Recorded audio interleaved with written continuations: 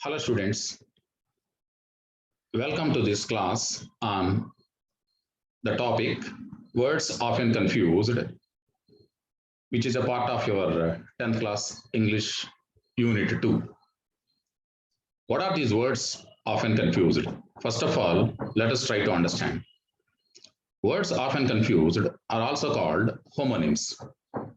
What are homonyms first of all? Homonyms are words that sound alike but have different meanings. That means words that have similar sounds but have different meanings. They are called homonyms. Are words often confused. Now, let us try to understand the meaning of each of these homonyms as well as their usage in our own sentences. Now, first of all, let us have a look at this first word, alter, A-L-T-R, alter. So, alter, it is used as a verb. What does it mean? Alter means to change or to modify. To change or to modify. Now, let us try to write a sentence of our own based on this word or using this word.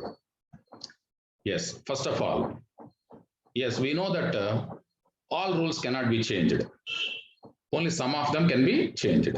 So, we can write like this. All rules cannot be altered. Cannot be altered means what here? Cannot be changed. Cannot be changed. This way, we can use this one. Next one. A-L-T-A-R, alter. Alter means what? What is the part of speech of this word? A-L-T-A-R, alter. Alter means noun. So, it's a raised place used in religious ceremonies. For example, if you go to a temple or a church or a mosque, you offer prayers, no? Yes, you just offer some sacrifices or prayers. Yes, before an idol which is placed on a raised platform or a raised place. That is known as an altar. So, an altar is a raised place used in a holy place or in a religious place to offer our sacrifices or ceremonies. So, this is what is called altar. So, we all know that Bobby, in our 8th class English reader, Bobby, a little boy, what did he do? He went to the church and picked up the statue of Mother Mary. Okay, from the altar. That means from the raised platform in the church. So we can write that sentence here. Bobby picked up Mother Mary's from the altar. So Bobby picked up Mother Mary's statue from where? From the altar. So what is the meaning of this word altar here? It's a raised place in a church or in a religious place. Now, let us move on to the second one. P-R-I-N-C-I-P-A-L, P-A-L. What is the pronunciation of this one? First of all, what is the part of speech of this word? Noun, it's a noun. So, how do you pronounce this word first of all? P-R-I-N-C-I-P-A-L, principal, principal. This is a noun actually. So, principal means what here? Head of a school or college. We all know it very well. And we can use it in the form of a sentence of our own. So, what do you say about this one? Our principal, that means the head of our school or college, is a very kind man. So our principal is a very kind man, or our principal is very helpful, or our principal is very kind. So you can use a sentence of this one, this kind. Okay. Next one. Let us move on to the next one. With the same pronunciation, with the same sound, but having a different spelling and meaning. What is it?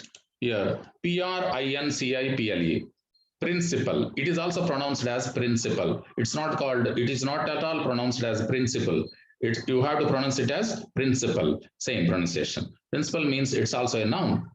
Yes, what does it mean? A kind of rule, belief, or idea that guides you. Okay, a kind of rule, belief, or idea that guides you. For example, yes, every person should follow certain principles.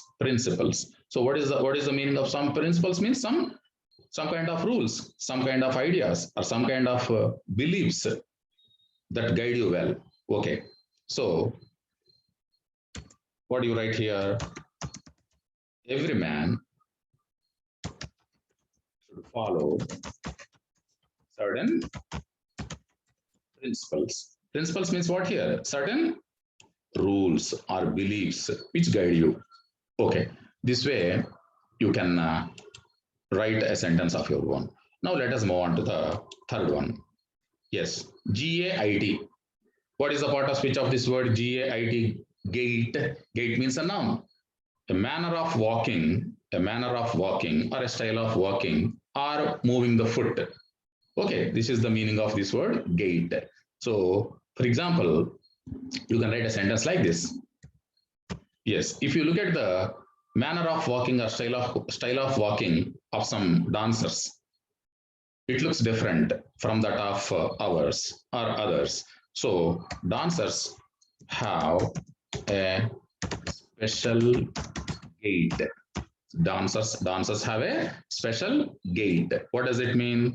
They have a different style of walking, or a different manner of walking. So this is what is called gait, means a style of walking or a manner of walking or a way of walking. Another word is Gate. We are often confused how to pronounce this word. For example, we pronounce it as a gate, but it's not gate. Yes, just like we pronounce the word Gait as gate, Gate is also pronounced as gate. Look at this one, Geit. Okay, how do you pronounce this one actually? Gate. So Gate is also pronounced as gate. So what is the meaning of gate here? We all know it very well. An opening or an entrance. For example, there is a big gate in our school. So that is an entrance point actually. So Gate, gate. That means an opening or an entrance. So this is what we have to understand. It's a simple thing. Next, let us move on to the fourth one. Canvas. Canvas means noun. So we use this word very frequently. Canvas. That means it's a noun actually. What does it mean? Strong, rough cloth used for making tents, bags, shoes, etc. So, for example, we often use the word canvas shoes. Canvas shoes. Okay, what does it mean? Canvas shoes means shoes made of strong and rough cloth. Okay, a kind of strong and rough cloth. Okay, right. So, yes, let us use it in the form of a sentence. Tents and some kind of shoes are made of what? Canvas. Canvas means we have already seen the meaning of this one. Canvas means what here? A kind of strong and rough cloth which is frequently used in making tents, shoes, etc. Okay, this is the way we have to identify this word or to know the meaning of this word. For example, next one, Canvas. Canvas. Canvas means it's a verb. The previous one, Canvas, is a noun, but this one is a verb, Canvas. See, for example, canvas. Canvas means what here? To campaign or to ask for or to solicit votes from the voters or electors. See, for example, before elections, many political leaders, they approach people. They go to people asking for their votes, soliciting their votes or asking for their votes. Okay, so this is what is called canvassing, Canvas. We are very familiar with this word actually. So before elections, yes, many politicians, what do? canvas vigorously. Okay, not in an ordinary way. So they canvas in a very vigorous manner, very strong manner. So this is what we have to understand. Now let us move on to the fifth one. CHECK. CHECK. So check. So it's used as a verb here. What does it mean? Check means to examine or to scrutinize. To examine or to scrutinize. Okay, right. So yes, please check your purse. Okay. So I'm doubtful whether you have all the things in your pocket or in your purse. So then what do I ask you? Please check your purse. Okay. Examine your purse. Scrutinize your purse. So this is what is called check. Okay, right. Next, CHEQUE. CHEQUE. Check. So pronunciation is the same, but the spelling is different. And the part of speech is also different here. It's a noun. Check is a noun here. So what does it mean? Yes. When you have to give money to others, what do? Sometimes you directly give money to them, and sometimes you give them a letter of credit or a written order for payment. You give them a paper. Okay. And they present it in a bank and encash the money, withdraw the money. Okay. So what does it mean? Check means here a letter of credit or a written order for payment. Okay. Yes. Yes. I presented a check for rupees 1,000 in the bank. Okay. I presented a check for rupees 1,000 in the bank. Right. Yesterday. Okay, this is what we have to understand. So check means here what here? A letter of credit. Okay. Then yes, next one. Sixth one is CEILING. CEILING. Ceiling, noun. So every room or every house has a ceiling. See, what does it mean? The upper interior surface of a room. The upper interior surface of a room. This is what is called a ceiling. Yes. But in our 9th class textbook, in the first story, in the homeopath story, actually, the homeopath said, there is no ceiling in my room. Okay. See, yes. The homeopath's room has no ceiling. So this is what he has said actually. So the homeopath's room has no ceiling. That means there is no coverage on the surface of the room. Okay. This is what we have to understand. And then let us move on to the next one. SEALING, ceiling. SEALING. Ceiling means it is also a noun. Okay, ceiling means the process of closing or fastening something securely. See, for example, your SSC examinations are over, and the officials, they have to take the papers, okay, to a post office to send them to the higher officials. Okay, then what do? Before taking them to a post office, what do? They seal all the papers. So they seal means what here? Yes, sealing means the process of closing. They close the papers very securely, or they fasten the papers very securely, so that not even a paper will miss. Okay, so this is what is called sealing. Yes. Yes, the officials, you can write like this. How fixed the ceilings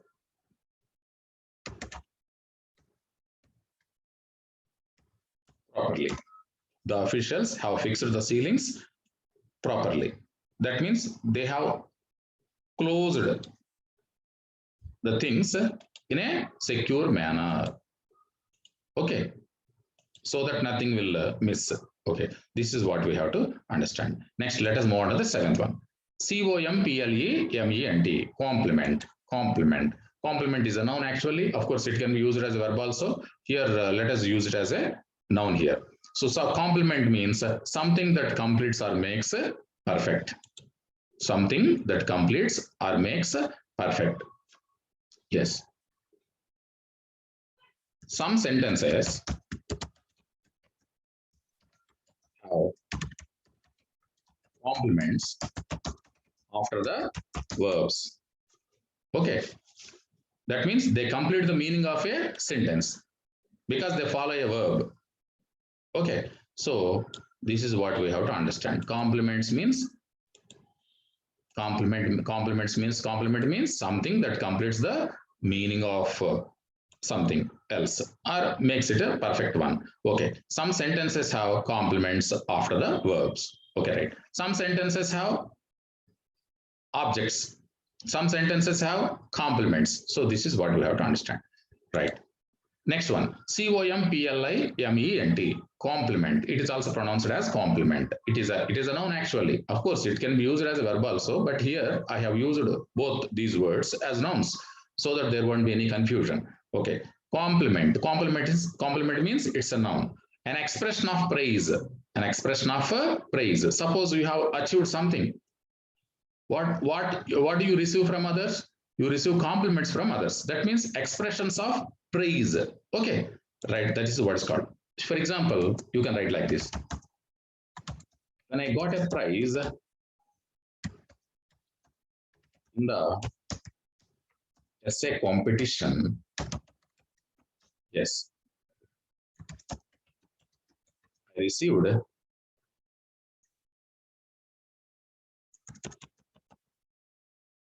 yes, let us write it simply. I received a lot of compliments on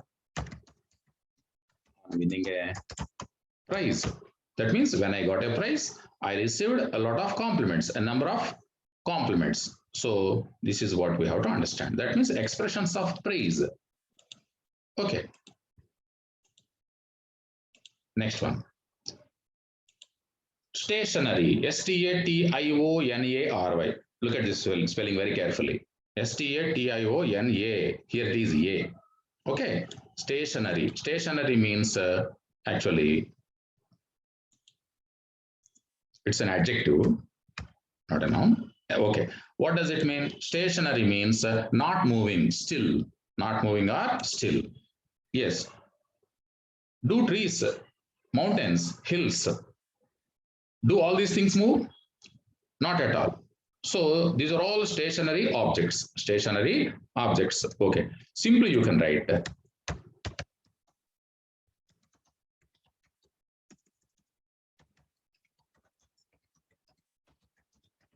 so trees and mountains are stationary. That means they do not move at all. They remain still. They don't move at all. They are immovable. So that's why you can simply say trees and mountains are stationary. That means they cannot move. Okay, they do not move. Are they are always still. Okay, next. Stationery. Here in the first one, Nary. Here it is Nery. Stationary. It is also pronounced the same way. Okay, stationary means it's a noun actually. First one is an adjective, second one is a noun. So stationary means writing material or office material. See, for example, if you have to write an examination, what do you need? You need a pen, pad, compass box, and all these things. So these are a part of stationary. Okay, right. Yes.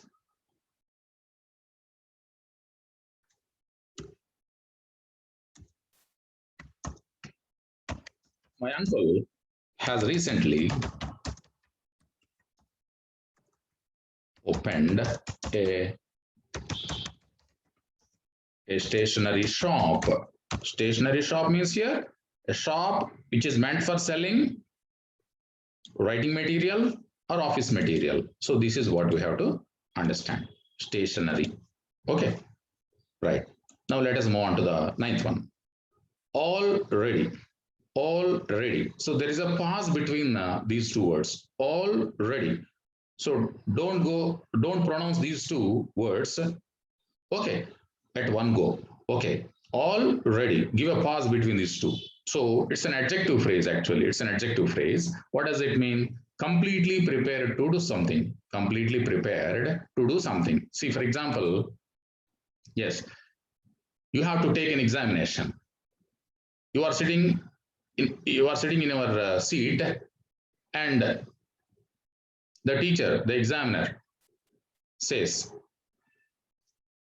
what does he say? Or he asks you like this: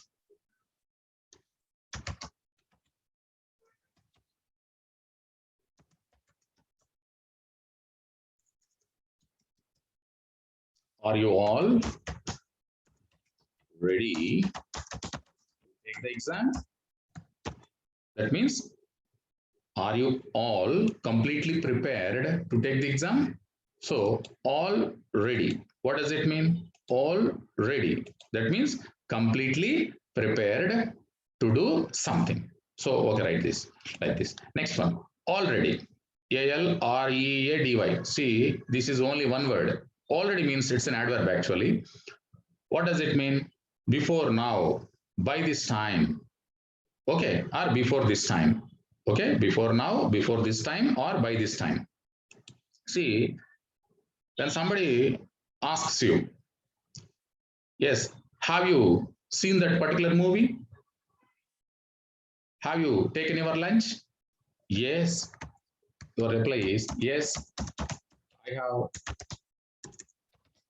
already seen that movie. I have already means by this time, by this time.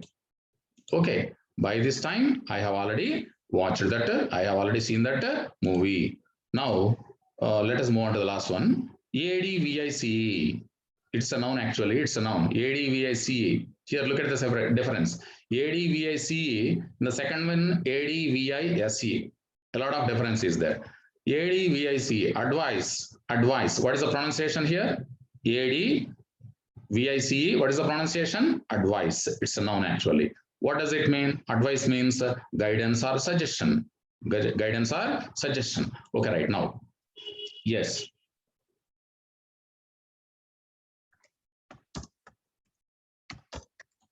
My teachers always give me good advice. My teachers always give me good advice. So it is used as a noun here. Advice means they give me good suggestions or suggestion. Okay, right. Or guidance. And second one, ADVISE. Here it is. Look at the pronunciation here. Advise, advise, not advice, advise. It's a verb actually. An act of giving guidance or suggestion. It's a verb. It's an action word. What does it mean? Advice means an act of giving guidance or suggestion to others or someone. Okay, right. For example, the doctor advised me rest for 2 days.